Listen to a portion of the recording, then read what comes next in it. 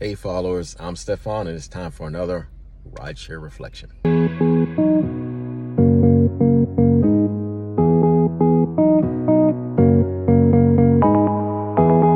Hey gang, I'm back at you guys again with another story. Today I'm going to tell you guys about the time a woman had a nervous breakdown in my car. Alright, so this is going back several years, and I'm at what's called Seven Corners in Northern Virginia. That is like one of the areas where there are a lot of bars and clubs in Northern Virginia and Arlington. So I'm actually at the intersection that the area is named after. There's literally 5 streets that meet each other, make 7 corners, and I'm picking somebody up at one of the corners. So I pull up to the corner and I see ahead of me a group of girls coming to the corner. So I'm like thinking I got to make some space in my car because I'm thinking all these girls are going to get in the car. But it turned out to be just one girl. But she was put in the car, and I put quotes because that happens sometimes where a group of girls will, or a group of people will put one person in the car, and sometimes they hit me with the oh, make sure she gets home safely or something like that. But a lot of times it signifies that the person might be drunk or slightly incapacitated. So the one girl gets in the car. She says goodbye to the rest of the girls. There was probably like 4 of the girls. She says bye. Everybody says bye. Everybody seems to be fine. So then I pull off. Not even halfway down the block, this woman grabs 2 full fists of her hair and goes like this. Ah! And she was really like, and then she started beating her head like this. And I turned around, I said, ma'am, are you okay? I didn't say it like that. I wasn't laughing. I was serious at the time when I said it. She wouldn't answer me. She kept hitting her head. She started hitting her head on the glass. I'll tell you what it seemed like. It seemed to me like that friend group she was with that night, I got the feeling that she felt like she didn't belong with them, right? Like she was beneath them, like those, back in high school, there was the popular girls. I think she felt like those were the popular girls, and this was her first time hanging with them. It definitely was her first time. I heard them say that.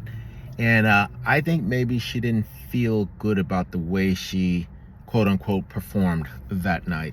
And who knows, maybe she said 1 or 2 things during the night that she felt like she shouldn't have said, or that embarrassed her or whatever. So I think she just felt like she didn't do well around that group, and maybe they wouldn't ask her out again, or maybe she wouldn't be able to hang out with them again.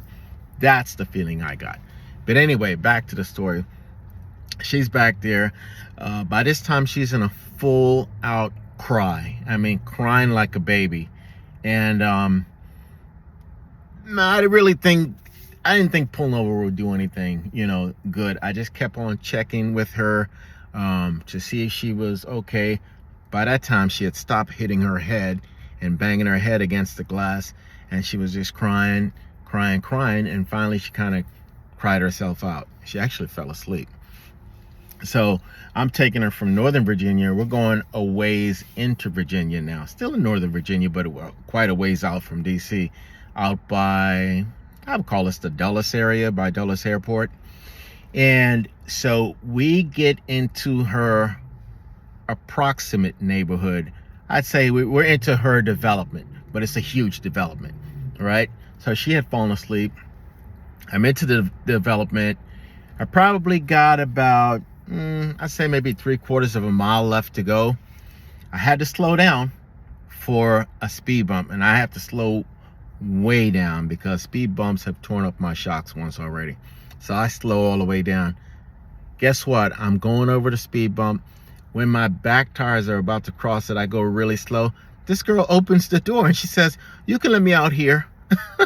Like, I'm like, "No, you're not home." She said, "Oh no, this is good enough." Now, in her defense, I will say all the houses in that development looked similar. Like I could see how she could think that she was close to home, or close, or maybe even on her street. I could see how she would think that, but she wasn't. She had a ways to go yet. By the way, if you like and subscribe, I'll be able to send Chucho to rehab. He's been hitting the bottle pretty hard lately. So she opened the door, and because I was going so slow, she was able to step out. And I said to her, I said, ma'am, we haven't reached the destination yet. And she's like, oh, no, I'm good here. I'm good. And I was like, ma'am, can you please get back in the car? Because, the thing is it was probably like 2 o'clock in the morning. We're out in a rural area. Everybody has a Ring doorbell. If I would have let this lady off there and something would have happened to her, guess who would have been the first suspect for the police to question, right?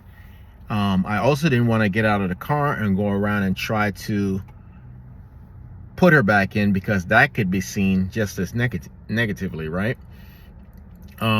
So yeah, somebody's Ring doorbell could pick that up. Here's an Uber driver, or here's a black guy, ushering a white girl into a car. So I'm just basically begging with her at that point to please get back in the car. And eventually she does. But she just opened the door and got out of the car on her own and was willing to walk home. The next thing that could have happened too is she could have innocently gone to the wrong house, because as I said, they did look similar, knocked on the door or tried to use the key, and then somebody could have opened it and pulled her in. And again, I would be the prime suspect.